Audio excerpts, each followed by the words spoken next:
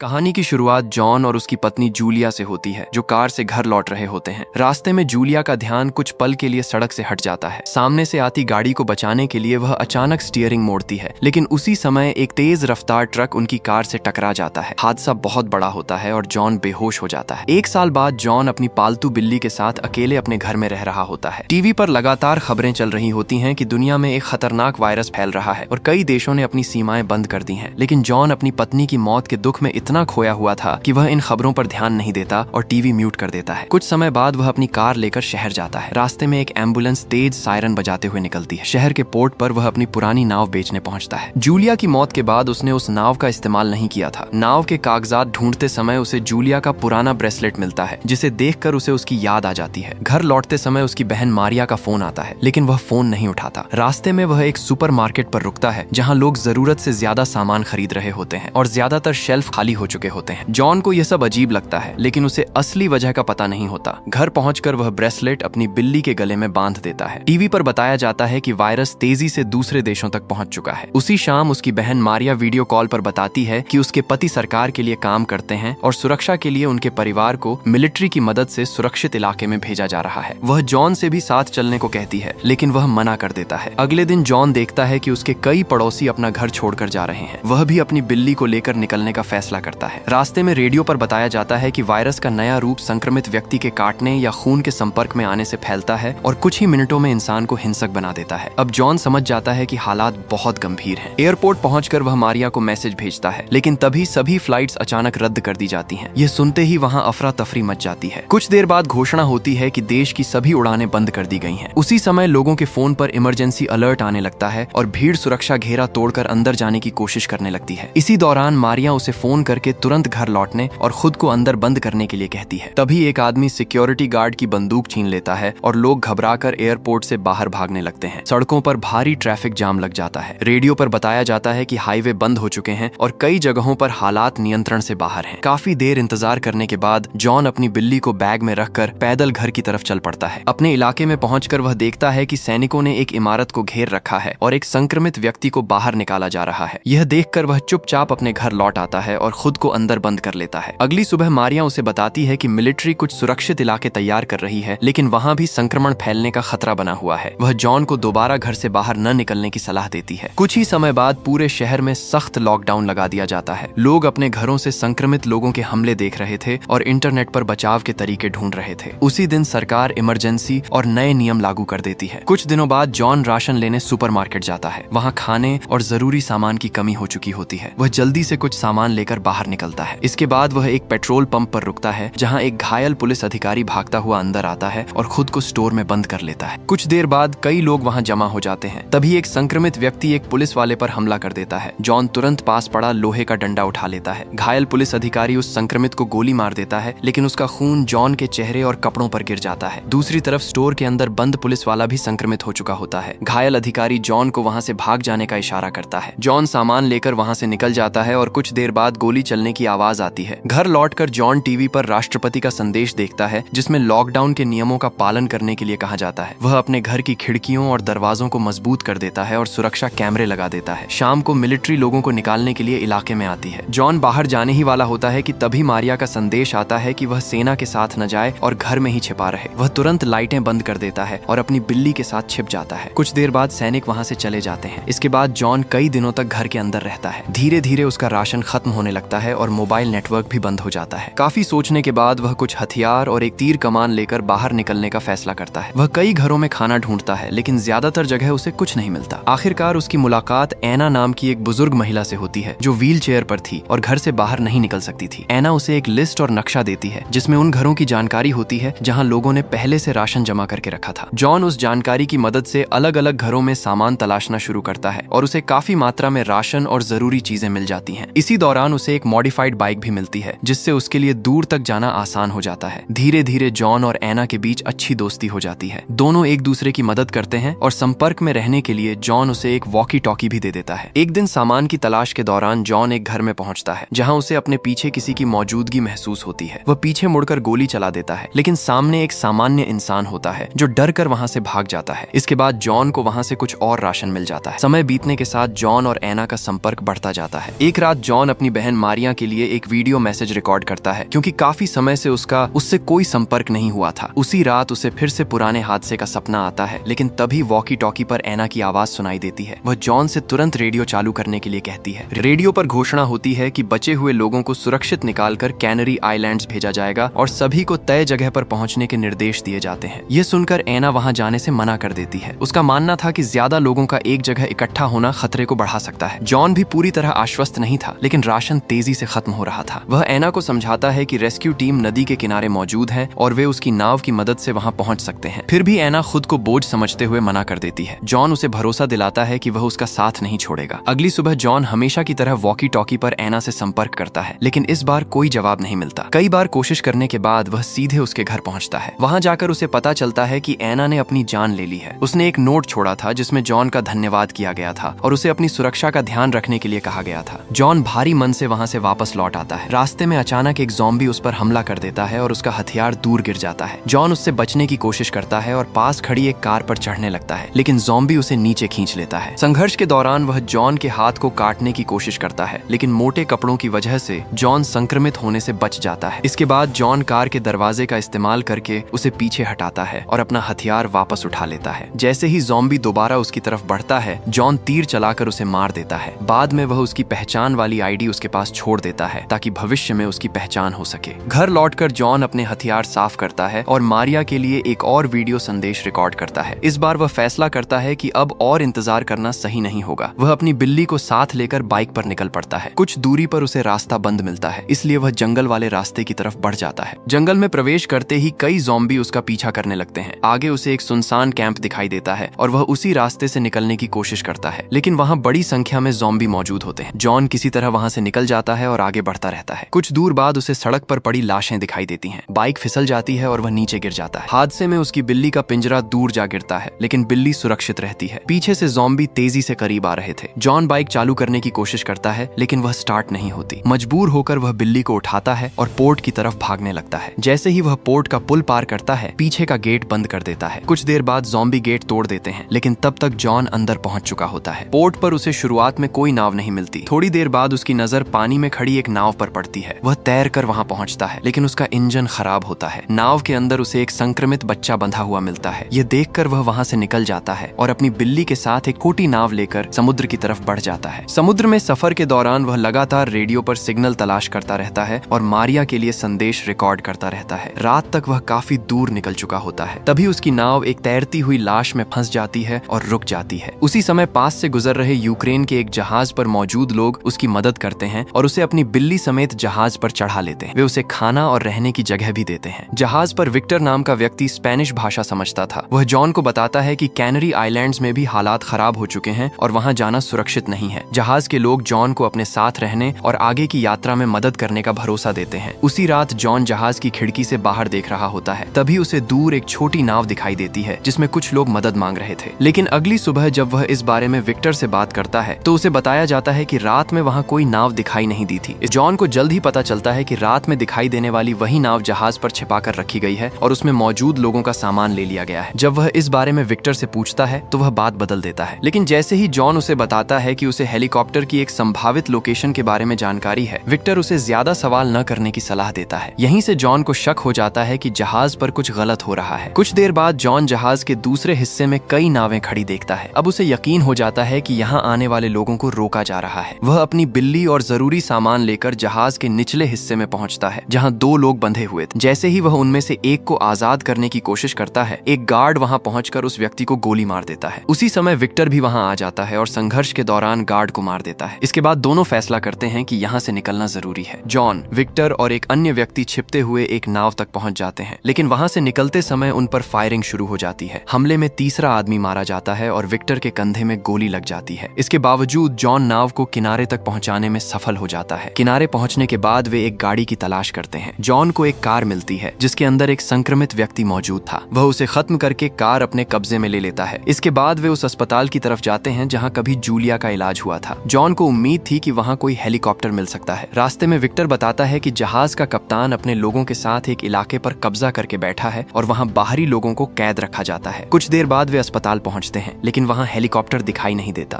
तभी एक ज़ॉम्बी उनकी कार पर हमला कर देता है। जॉन उसे मार देता है, लेकिन गोली की आवाज सुनकर कई और ज़ॉम्बी वहां पहुंच जाते हैं। दोनों किसी तरह अस्पताल के अंदर पहुंच जाते हैं। अस्पताल के अंदर जॉन विक्टर की गोली निकालने के लिए सामान ढूंढने लगता है। तभी उसे ऊपर से आवाजें सुनाई देती हैं। वह जांच करने जाता है, लेकिन वहां उसे कई संक्रमित लोग दिखाई देते हैं। एक हमले से बचने के बाद वह एक कमरे में खुद को बंद कर लेता है। तभी लूसिया नाम की एक नर्स उसे अंदर खींच लेती है और सुरक्षित जगह पर ले जाती है। कुछ देर बाद वे उस कमरे में पहुंचते हैं जहां विक्टर और बिल्ली मौजूद थे। वहीं सिस्टर सिसिलिया 3 बच्चों के साथ रहती थीं। विक्टर की हालत देखकर वे उसका इलाज शुरू कर देती हैं और कुछ समय बाद उसकी हालत स्थिर हो जाती है। जब जॉन हेलीकॉप्टर के बारे में पूछता है तो लूसिया बताती है कि अस्पताल के पीछे बने क्वारंटीन क्षेत्र में एक हेलीकॉप्टर मौजूद है, लेकिन वहां तक पहुंचना आसान नहीं होगा क्योंकि पूरा इलाका संक्रमित लोगों से भरा हुआ है। इसके बाद जॉन जूलिया के पुराने कमरे में जाता है। वहां वह उसकी याद में बिल्ली के गले से ब्रेसलेट निकालकर बिस्तर पर रख देता है और वापस लौट आता है। अगली सुबह अस्पताल की छत पर पहुंचते ही उसके फोन में नेटवर्क आ जाता है और मारिया के पुराने संदेश एक साथ मिलने लगते हैं। तभी बाहर से गोलीबारी की आवाज सुनाई देती है। खिड़की से देखने पर पता चलता है कि जहाज वाले लोग अस्पताल की तरफ बढ़ रहे हैं। जॉन तुरंत नीचे जाकर बाकी लोगों को इसकी जानकारी देता है। सभी लोग फैसला करते हैं कि हेलीकॉप्टर तक पहुंचने के लिए बेसमेंट का रास्ता इस्तेमाल किया जाएगा, लेकिन नीचे पहुंचने पर उन्हें हर तरफ लाशें दिखाई देती हैं। कुछ दूर जाने के बाद उनका रास्ता एक बंद दरवाजा रोक देता है। लूसिया दरवाजा खोलती है, लेकिन उसी समय एक ज़ॉम्बी बाहर निकलकर सिस्टर सिसिलिया को काट लेता है। लूसिया तुरंत उसे खत्म कर देती है, लेकिन सिसिलिया समझ जाती हैं कि वे संक्रमित हो चुकी हैं, इसलिए वे बाकी लोगों को आगे बढ़ने के लिए कहती हैं। ग्रुप आगे बढ़ता रहता है और एक ऐसे हिस्से में पहुंचता है जहां कई ज़ॉम्बी बंद थे। सब लोग चुपचाप आगे निकलने की कोशिश करते हैं, लेकिन एक आवाज की वजह से ज़ॉम्बी उनकी तरफ बढ़ने लगते हैं। हालात बिगड़ते देख जॉन एक बच्ची को लेकर छिप जाता है, जबकि बाकी लोग दूसरी तरफ चले जाते हैं। कुछ समय बाद जहाज के लोग वहां पहुंचकर ज़ॉम्बीज को मार देते हैं और आगे बढ़ जाते हैं। इस मौके का फायदा उठाकर जॉन और उसका ग्रुप वहां से निकल जाता है। अब उनके सामने आखिरी मैदान था, जिसके दूसरी तरफ हेलीकॉप्टर खड़ा था। जॉन को एक पुराना वीडियो याद आता है और वह पिंजरों और लोहे के सामान की मदद से एक अस्थायी ढाल बना लेता है। सभी लोग उसके पीछे छिपकर आगे बढ़ने लगते हैं। शुरुआत में योजना काम करती है, लेकिन रास्ते में ढाल फंस जाती है और आसपास के ज़ॉम्बी उनकी तरफ आने लगते हैं। लूसिया कुल्हाड़ी से रास्ता साफ करती है। जॉन फायर एक्सटिंग्विशर का इस्तेमाल करता है और विक्टर ढाल को आगे बढ़ाता रहता है। काफी मुश्किलों के बाद वे गेट तक पहुंच जाते हैं। लूसिया गेट खोल देती है और विक्टर बच्चों को लेकर हेलीकॉप्टर की तरफ दौड़ पड़ता है। जॉन और लूसिया पीछे रुककर बाकी ज़ॉम्बीज को रोकने लगते हैं। विक्टर हेलीकॉप्टर चालू करने की कोशिश करता है, लेकिन शुरुआत में उसे सफलता नहीं मिलती। इसी दौरान ज़ॉम्बी मैदान में पहुंचने लगते हैं। जॉन उन्हें रोकने में लगा रहता है ताकि विक्टर को समय मिल सके। कुछ देर बाद विक्टर एक खराब तार को जोड़ता है और हेलीकॉप्टर चालू हो जाता है। इंजन की आवाज सुनकर जहाज के लोग भी वहां पहुंच जाते हैं। वे हेलीकॉप्टर अपने कब्जे में लेना चाहते थे और सबको धमकी देने लगते हैं। तभी विक्टर जॉन को इशारा करता है और जॉन पास का दूसरा गेट खोल देता है। अगले ही पल बड़ी संख्या में ज़ॉम्बी मैदान में घुस जाते हैं और जहाज के लोगों पर हमला कर देते हैं। इस अफरा तफरी के बीच जॉन हेलीकॉप्टर की तरफ बढ़ता है। लूसिया रस्सी की सीढ़ी नीचे फेंकती है और जॉन किसी तरह उस पर चढ़कर अंदर पहुंच जाता है। कुछ घंटों बाद हेलीकॉप्टर कैनरी आइलैंड्स के पास पहुंचता है। तभी मारिया का फोन आता है और वह जॉन को वहां न आने की चेतावनी देती है। उसी समय उनके पास से लड़ाकू विमान गुजरते हैं और जॉन समझ जाता है कि यह जगह भी अब सुरक्षित नहीं रही।